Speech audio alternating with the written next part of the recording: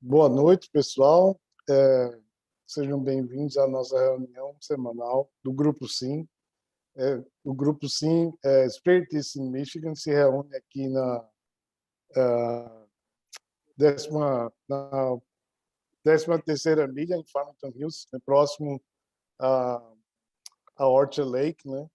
E nós nos reunimos aqui todas as quintas-feiras. Nós temos a palestra, um pequeno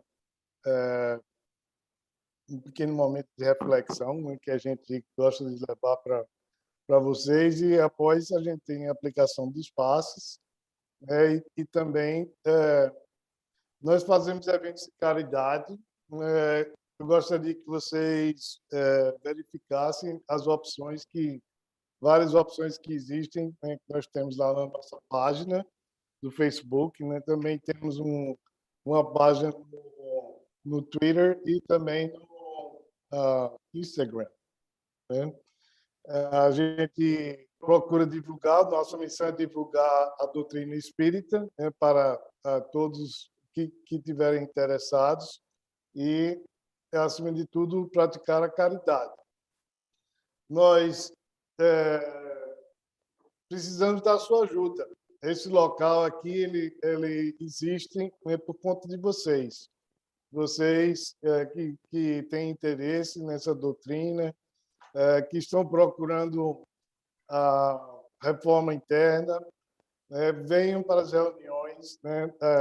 Nós já superamos esse momento de dificuldade da pandemia, nós já estamos abertos novamente e gostaria muito de ter vocês aqui participando conosco.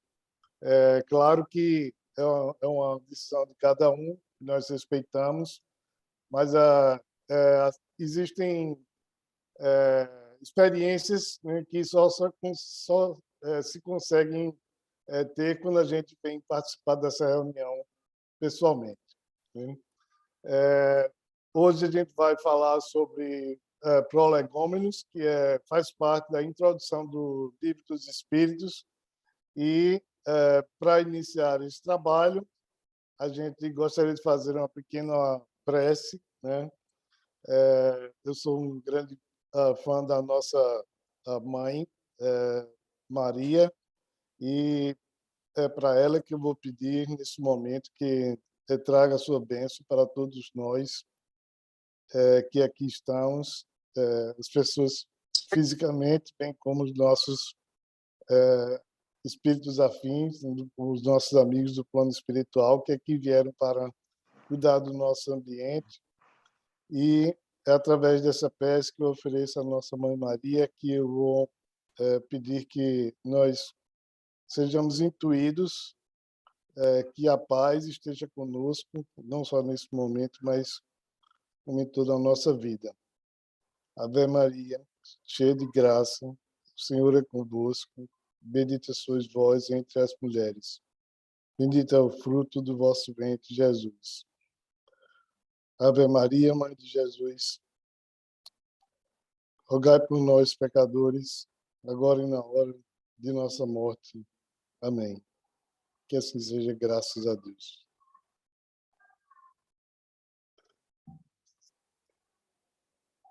Então, pessoal, só para dar uma introdução aqui a respeito dos prolegômenos, primeiro eu queria explicar o que é que esse termo significa, né?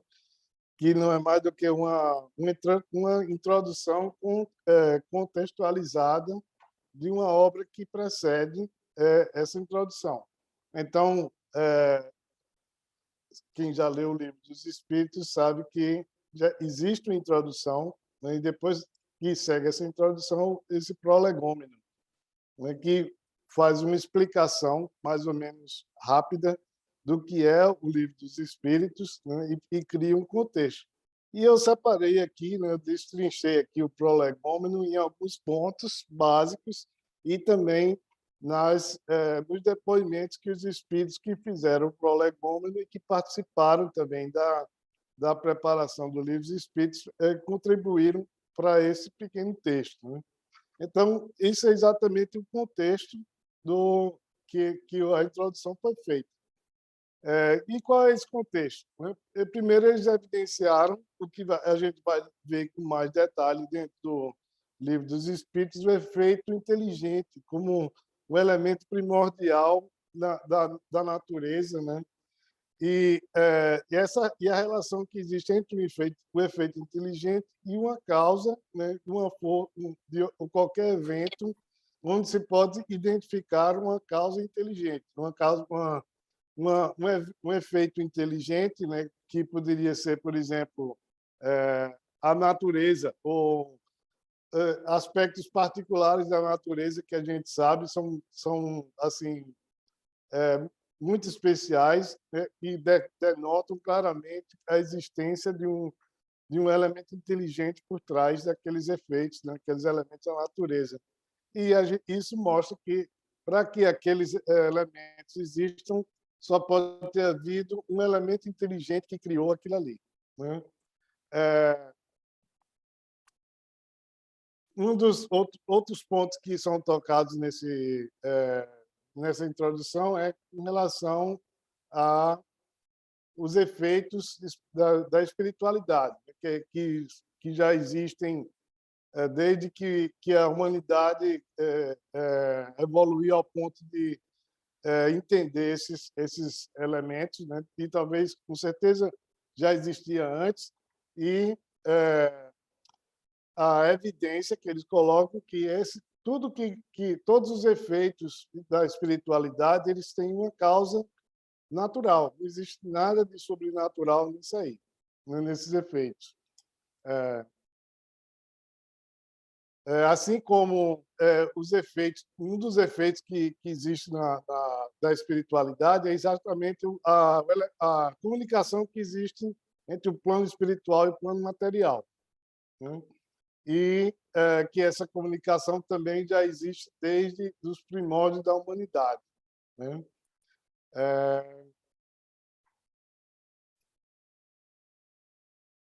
Outro ponto importante que foi denotado aqui pelos espíritos é que da autenticidade, da veracidade e da pureza, né, das coisas que foram escritas nesse livro, né? E todos esses elementos existem porque o livro foi especificamente ditado pelos espíritos, né? Muito pouco existiu da participação de Allan Kardec na escritura desse livro, né?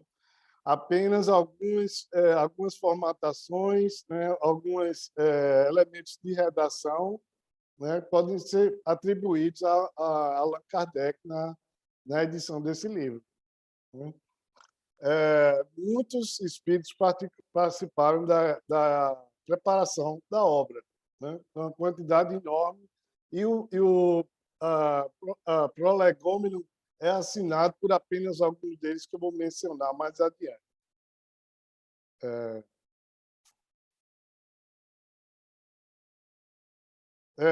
Houveram também outros, né, que participaram dessa edição, né, da preparação do livro, que não se identificaram propriamente ou que utilizaram nomes que com certeza eram nomes bem comuns, ou seja, eles queriam denotar que eles eram espíritos comuns, mas notava-se ou nota-se na mensagem, na qualidade da mensagem que eles passaram, que na realidade eles eram espíritos bem elevados.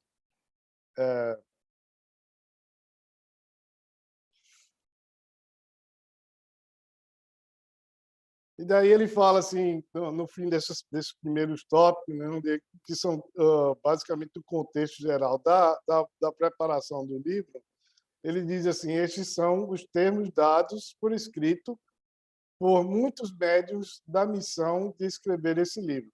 E aí eu separei essa parte como sendo, porque são passagens específicas de algum espírito, né, que elas estão lá entre aspas, né? Elas não fazem parte da redação de Kardec, né? E como eu achei elas muito interessantes, eu gostaria de ler elas para vocês, e trazer esse conteúdo para que a gente fizesse alguma discussão, né? A primeira delas diz: ocupa-te cheio de zelo e perseverança do trabalho que empreendeste com o nosso concurso. Ou seja, o trabalho que empreendeste foi o de escrever o livro com o concurso dos espíritos, né? E ele está falando isso para Kardec, uma mensagem para Kardec. Pois esse trabalho é nosso. Nosso não é, ele não quer dizer que é só dos espíritos, é nosso, deles, dos espíritos e de Allan Kardec, né? Nele pusemos as bases de um novo edifício que se eleva e que um dia há de reunir todos os homens no mesmo sentimento de amor e caridade. Então, aqui ele fala do sentimento de amor e caridade, destaca isso especificamente, né, como sendo uma das bases, né, que sustentam e que garantem a, a, a, a existência do Espiritismo, né? Amor e caridade. Inclusive, é uma das leis, né, do Espiritismo. Uma outra colocação aqui, no outro texto, eles dizem: estaremos contigo sempre que o pedires, meus espíritos, para te ajudarmos nos teus trabalhos. E aí ele não está falando especificamente para Kardec, mas para todos os que lerem o livro dos Espíritos. Portanto, esta é apenas uma parte da missão que te está confiada e que já um de nós te revelou.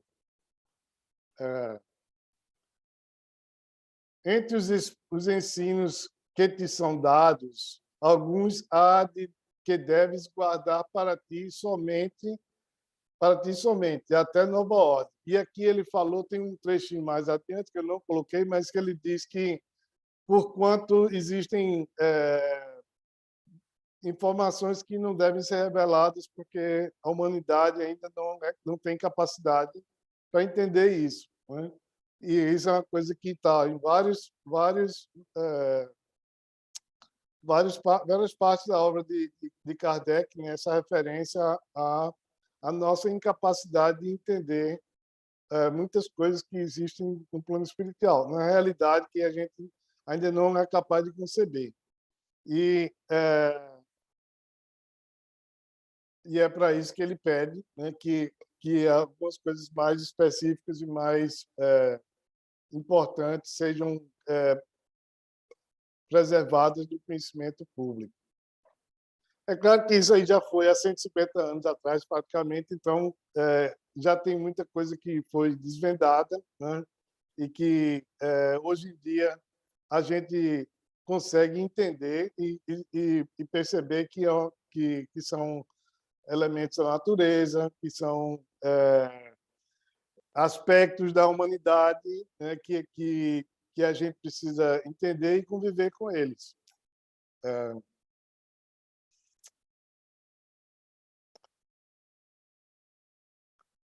O homem quintessencia o espírito pelo trabalho, e tu sabes que só mediante o trabalho do corpo o espírito adquire conhecimentos. Aqui está falando o quê? Das reencarnações, né, que a gente só consegue evoluir, né, quando a gente está no plano material, porque a gente vivencia situações e experiencia sentimentos e reações que nos fazem crescer a cada instante das nossas vidas, né? E todos aqueles elementos que a gente pratica, né, ou com os quais a gente convive na existência material, eles vão com a gente, eles fazem parte do nosso processo evolutivo. Vão aprimorar o quintessenciar, como ele falou aqui, né? Quer dizer, quintessencial, o espírito é o quê? Promover a elevação da nossa consciência rumo a um espírito de luz, se tornar um espírito de luz. Depois de um bocado de trabalho, é claro. Não te deixes desanimar pela crítica. encontrarás contraditores encarniçados. Encontrá-los-á mesmo entre os espíritos. Por isso que os que ainda não estão completamente desmaterializados procuram frequentemente semear a dúvida por malícia ou ignorância. Eu achei interessante aqui, grifei bem essa parte, não estão completamente desmaterializados. Ele não está dizendo aqui que um espírito desencarnou e ainda está materializado. Ele quer dizer que o espírito desencarnou, mas ainda tem uma ligação muito forte com a matéria, né? É por isso que ele diz, não completamente desmaterializados. E a gente sabe também que só porque a alma passou a ser espírito, que ela vai evoluir imediatamente, vai deixar de cometer aqueles erros que ela cometia, né? Enquanto na vida material, e passar a ser um espírito de luz só porque ela fez o desencarne. Então, é por isso que ele menciona aqui no fim a malícia e a ignorância, né? Que são sentimentos particulares de um espírito encarnado. Porque a gente, quando está encarnado, está sujeito a essas influências.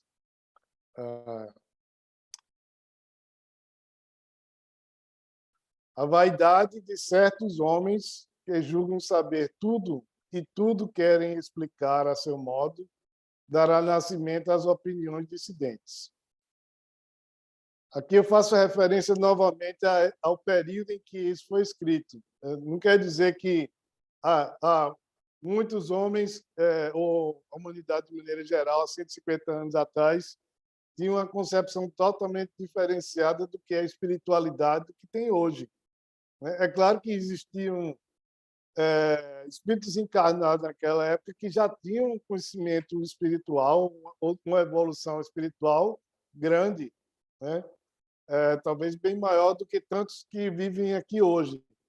Mas também haviam cientistas, né, pensadores, filósofos, né, que elaboraram ideias naquela época e que essas ideias, de certa forma, por uma razão ou por outra, podem ter entrado em contradição com algumas ideias do espiritismo. E aí é que ele coloca assim, opiniões dissidentes, né?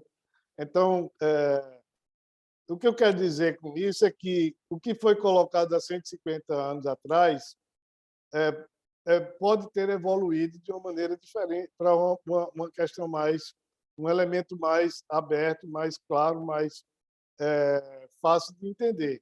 E daí, não só porque existem pessoas que ainda pensam, que ainda filosofam e que descobriram novos elementos, né, da ciência durante esses 150 anos, não quer dizer que essas pessoas que vivem hoje, em 2022, elas sejam pessoas dissidentes da espiritualidade ou do espiritismo. Elas simplesmente ainda continuam a colocar as suas ideias para que as pessoas façam o seu próprio entendimento delas, né? Afinal de contas, um dos elementos da crença espírita é exatamente a fé pensada, que a gente precisa ter a nossa mente aberta para entender melhor os conceitos da espiritualidade, de Allan Kardec e da vida do espírito como um todo, da vida espiritual.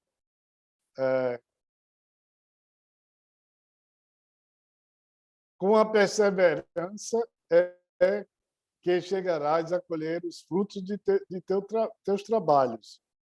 O prazer que experimentarás vendo a doutrina propagar-se é bem compreendida. E bem compreendida será uma recompensa cujo valor integral conhecerás, talvez mais no futuro do que no presente. Eu coloquei essa frase aqui em destaque também. Será uma recompensa cujo valor integral conhecerás, talvez mais no futuro do que no presente.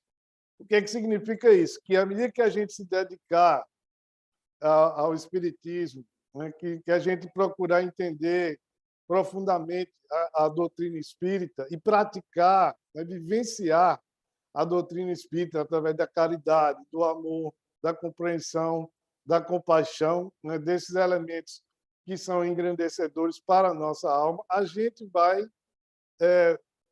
obter uma evolução contínua, mas que pode levar várias existências ainda para que a gente veja os resultados disso aí. Né? Então, isso é natural. Né? A gente, apesar de a gente saber que é possível a gente dar um grande salto em termos de desenvolvimento espiritual em uma única existência, mas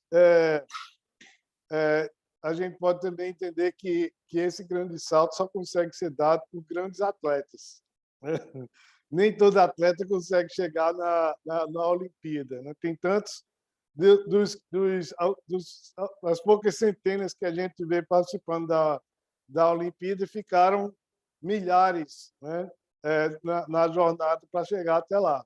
Mas é importante que esses atletas continuem trabalhando no seu desenvolvimento para que chegar um dia àquele objetivo. Né?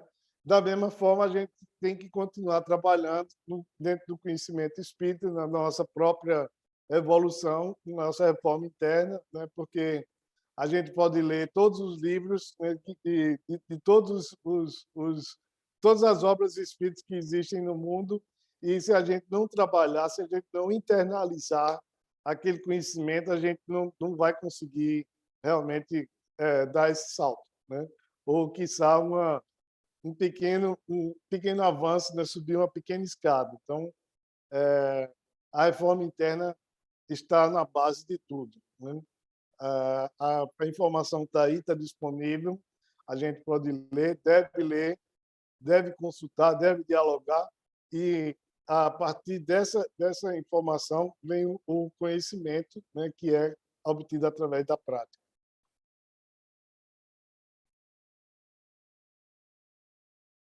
Lembra-te que os bons espíritos só dispensam assistência aos que servem a Deus com humildade e desinteresse, e que repudiam a todo aquele que busca na senda do céu um degrau para conquistar as coisas da terra. Se alguém está utilizando o espiritismo, a espiritualidade ou o conhecimento espírita que ele tem no interesse próprio, né, isso aí denota uma, um sentimento muito negativo, né, um egocentrismo, porque a pessoa quer obter resultados, né, que só para ele. Né? E isso aí é uma coisa que está totalmente separada da doutrina espírita. Né? É por isso que é importante a gente atentar e observar aquelas pessoas que se dizem, né, médium de cura, ou aquelas pessoas que têm uma forma de ajudar muitas pessoas, porque elas trazem informações de parentes, né? Ou aquelas pessoas que até levam a gente a cometer, tipo, estabelecer certos negócios com elementos, com entidades do plano espiritual. Né? Todos esses sinais são sinais de que alguma coisa não está certa nesse processo aí, né? Que a gente precisa estar atento para isso, porque alguém está se beneficiando especificamente daquilo ali. E isso é uma coisa que realmente não vai de acordo com a doutrina espírita. A gente sabe que a doutrina espírita é para todos e procura o bem de todos, né? Porque essa é a vontade de nosso Pai maior. Ele não escolhe os seus filhos, não existe prediletos na casa de Deus. Né? Todos somos seus filhos e ele nos trata igualmente, né? Tanto com todos os privilégios, como também com todos os deveres. O orgulho e a ambição serão sempre uma barreira erguida entre o homem e Deus. Né? Como eu falei, né, Deus nos trata igualmente com todos os privilégios e deveres. E se a gente procura tirar vantagem desses privilégios, com certeza a gente não vai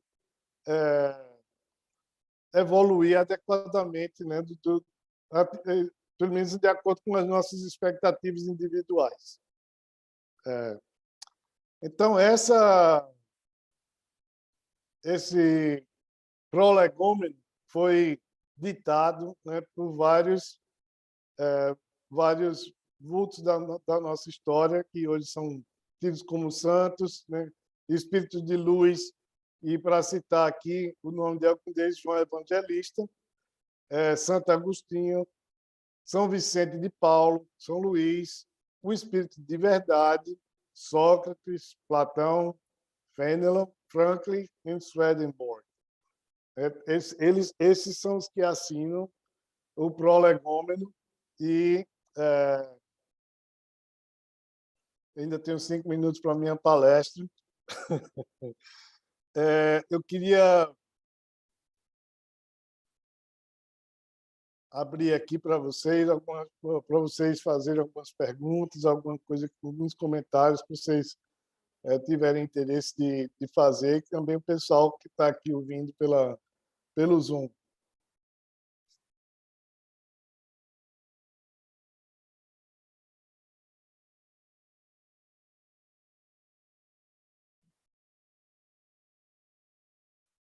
Silêncio. O que eu quis transmitir para vocês foi exatamente que esse elemento, o que foi dito aqui, faz parte da introdução do livro. É a explicação do conteúdo do livro, assim, de uma maneira geral, contextualizado, né, para aquela época, né, onde havia muitas revelações acontecendo no mundo, né, a ciência estava desenvolvendo novos conceitos, nem como ainda desenvolve até hoje, né, mas a época dos anos em os quais, aqueles 10 anos em que os livros foram escritos, né, a obra de Allan Kardec foi escrita, né, o mundo estava realmente passando por uma transformação muito grande. E essa revelação do espírito, da existência da vida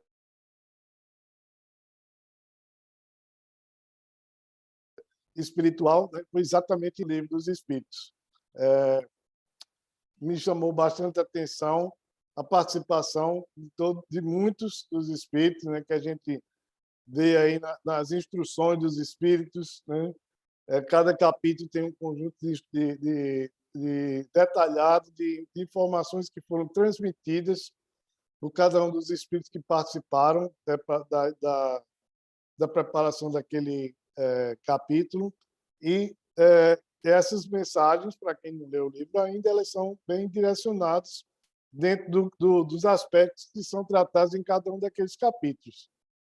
E esses aspectos foram descritos aqui, né, de alguma maneira, nessas pequenas palavras. O Rodrigo quer fazer uma pergunta? Você chegou a ver história tem uma seleção que vai ao longo do outro veio mandar uma abertura do trabalho dele.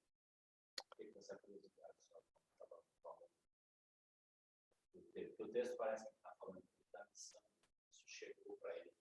Assim, ó, essas mensagens aqui para te preparar e para te trabalhar, ou ele pegou? Não, bem, ele foi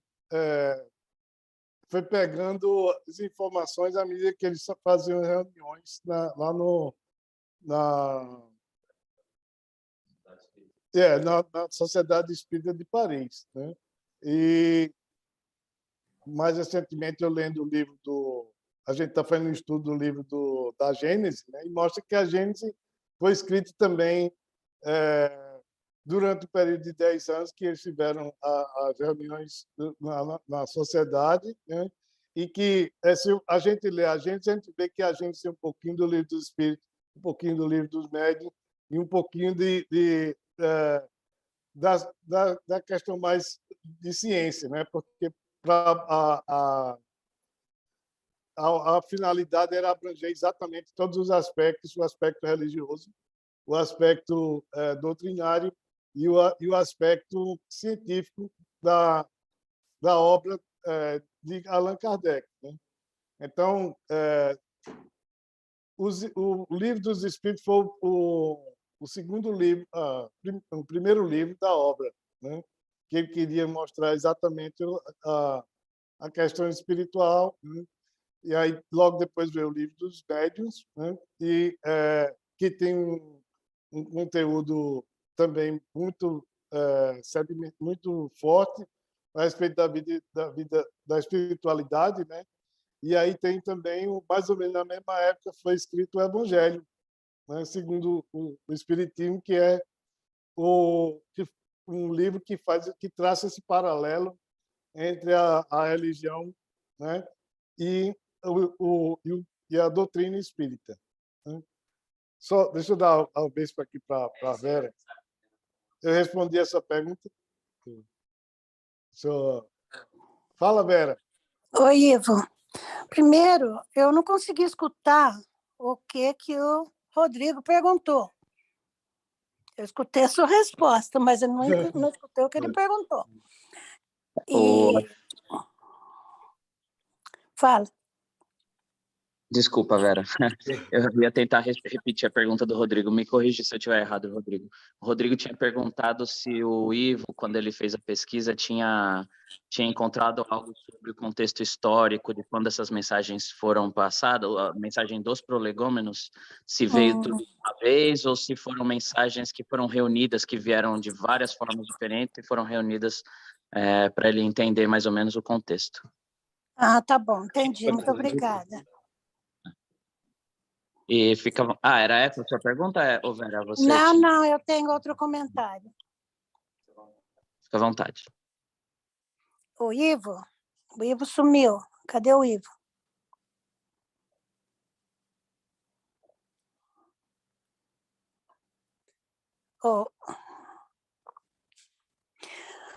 A minha pergunta é para o Ivo. Vocês estão escutando? Nós estamos escutando, pode falar, Vera. Tá. A pergunta, ele fez uma afirmativa dizendo que se uma pessoa se aproxima do espiritismo, e mesmo sendo médio ou não, mas com o intuito de um ganho próprio, que essa pessoa não vai para o céu. Eu entendi direito ele falar isso?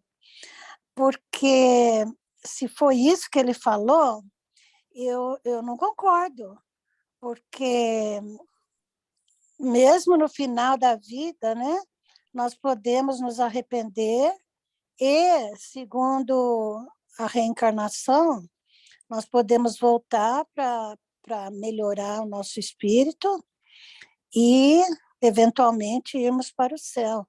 Então, não é que a pessoa não vai para o céu como se tivesse fatalmente, né, destinada para sempre para a infelicidade desse plano de vida.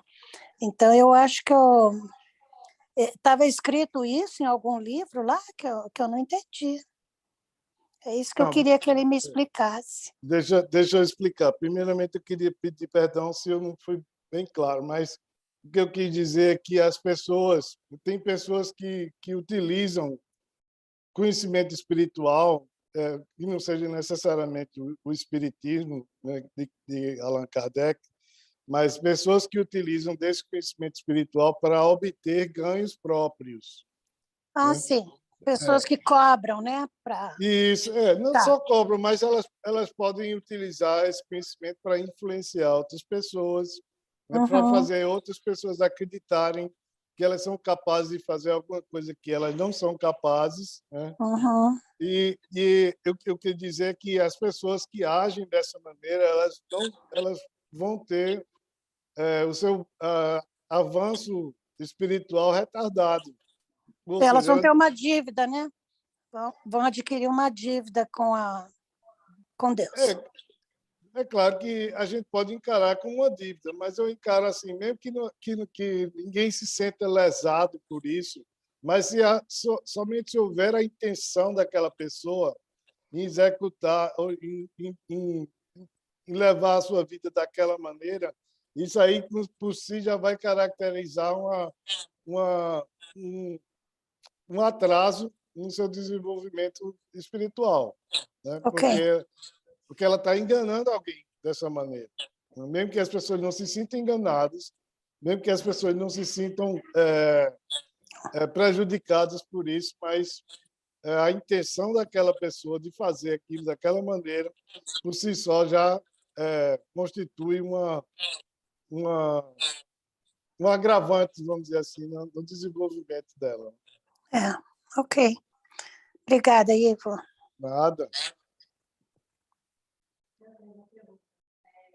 Peraí, vou colocar. Mas a evolução espiritual não é uma lei?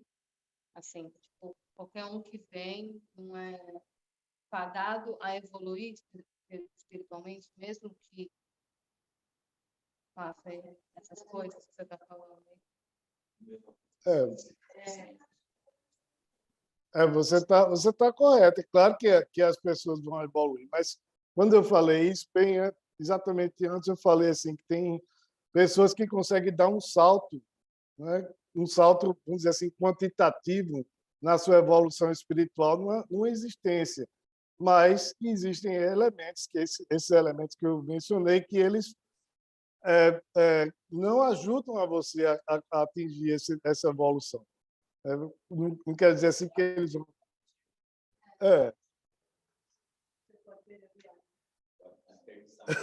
Não perde a viagem, porque se perder a viagem, vai fazer.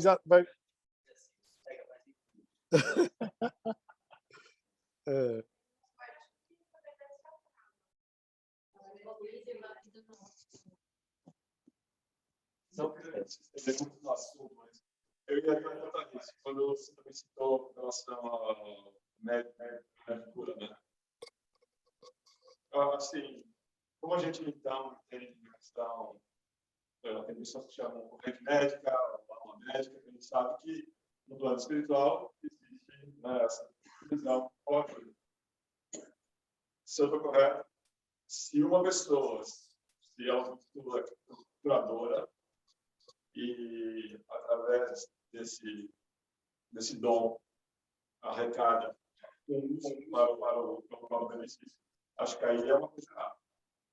Agora, se estamos no contexto de uma instituição, né, espírita, como até nós, que existe os médicos preparados, uma proteção, e sim, aí tem a presença da corrente médica ou ala médica. Acho que aí não cairia na sua afirmação se alguém falar, eu sou médico de cura. Aí não cai na sua afirmação de ser algo negativo. Ok, vamos fazer algumas considerações a respeito disso. Primeiramente, que lá no livro do médium fala exatamente que, não sei qual é a pergunta, talvez o Paulo consiga dizer, mas a pergunta é, será que a pessoa pode receber algum dinheiro, né, algum bem em troca ou ajuda, né, do trabalho médico que ela faz? E lá diz, se a pessoa, se aquela ajuda for necessária para que ela consiga sobreviver, então é correto que ela receba alguma coisa. Ela não é, por assim dizer, negativo, né? Agora, só se for exatamente o mínimo que ela precisa para ela sobreviver. Se for alguma coisa que vá levar ela a acumular riquezas, né, realmente aí já é um exagero, já é uma coisa que não está muito certa. Agora, com relação ao que você perguntou, assim, não, se a pessoa diz que é médium de cura, né, na verdade, quem quer executar a cura não é o médium, né, são os espíritos. E os espíritos bons, né, os espíritos evoluídos que trabalham com seriedade nesse processo, eles nunca necessitariam dizer o que eles são capazes de fazer, né? Essas não são palavras minhas, são palavras do Livro dos Médiuns. E lá no Livro dos Médiuns diz, não, estejam sempre atentos a aqueles que se dizem capazes de fazer isso ou aquilo, né, em nome dos espíritos, porque, como eu disse, os espíritos nunca iam se colocar dessa maneira. Eu queria comentar o que você falou, uma coisa que eu uso para mim, cada vez que uma situação dessa, analisar, porque isso muda muito com o contexto, a cultura, os hábitos, etc. Você pega, por exemplo, uma tribo onde o pajé curava, ele era o curador, porque ele desconhecia que existia todo um processo espiritual, dores, etc., que agia através dele, né? E assim até hoje tem as benzedeiras, né? Quem nunca foi benzido, né? Muitas dessas benzedeiras, a grande maioria, desconhece o processo por trás, né? Então as pessoas acreditam que é a benzedeira que cura, e na verdade ela é uma médium, né? Mas sempre que tem qualquer dúvida de sentido, é só ir na base que os espíritos falam. Qual é a intenção? Se você faz aquilo com intenção de ajudar, de coração, por amor, entendeu? E aí vai de cultura para cultura. Se você cobrou por isso, porque você vive disso, mas você tem a intenção de curar, é muito diferente se você cobra por isso e tem a intenção de enganar. Entendeu? Então, qual que é a sua intenção? O que os espíritos falam é que Deus avalia a sua intenção, não a sua ação. Porque a sua ação pode ser falsa. Agora, a sua intenção é que dita o que você realmente é. Então, é só analisar pelo crivo da intenção. Isso serve para tudo na questão moral. Entendeu? Se você teve a intenção de ajudar ou a intenção de prestar um serviço próximo, é diferente se você fez aquilo visando o benefício próprio, independente da ação. Tem mais uma pergunta na sala aqui? Ou comentários? O que a gente discutiu na segunda-feira, né? Eu acho que é a mesma história de porque o João de Deus curava as pessoas. Agora que a gente sabe tudo o que acontecia por detrás, né? Porque não era sobre ele, né? Era sobre as pessoas sendo ajudadas e o merecimento delas, não dele, né? Eu acho que isso também é o outro lado da mesma discussão, né? Às vezes não é só sobre o médium que está fazendo aquilo acontecer, o que ele está recebendo em troca, mas do merecimento de quem está procurando por aquela cura, por aquela ajuda, por aquela assistência. Exato. Bem colocado.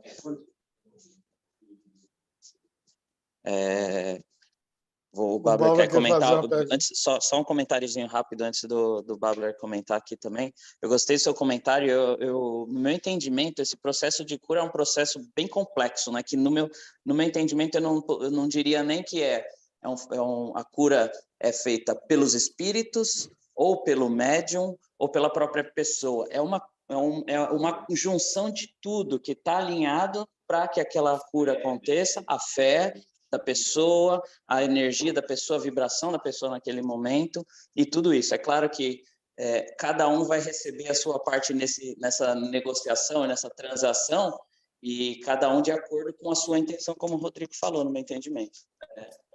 Lembrando aí o ditado popular que sempre tem alguma coisa, né? Deus escreve certo por linhas tortas. Não tem tu, vai tu mesmo. Alguém precisava ser ajudado, aquela pessoa que cobrou vai ajudar aquela pessoa.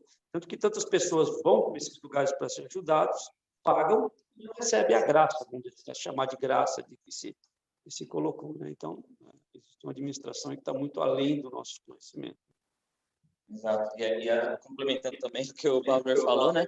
Se alguma dessas coisas está faltando, não acontece. Você falou, a pessoa vai lá, paga, mas às vezes não está na energia certa ou não merece aquela cura, mesmo que o médium esteja com a intenção correta e que a espiritualidade tenha até a intenção de ajudar, né? A pessoa sai de casa e diz, eu vou lá, vou pagar, e você vai ver que não vai funcionar. Vou provar um ponto. Mas em determinado ponto, eu sei que é uma história aqui.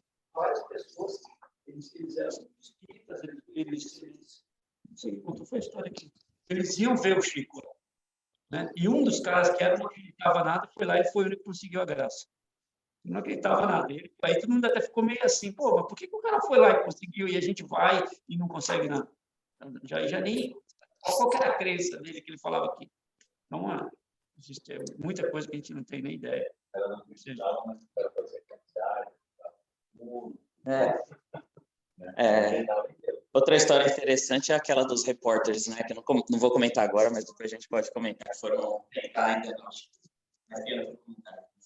Então, com relação a esse de merecer, não merecer, a espiritualidade conseguir fazer algo, conseguir sarar uma pessoa, curar uma pessoa, eu acho que tudo isso é função da evolução da pessoa, do grupo de pessoas que estão aí.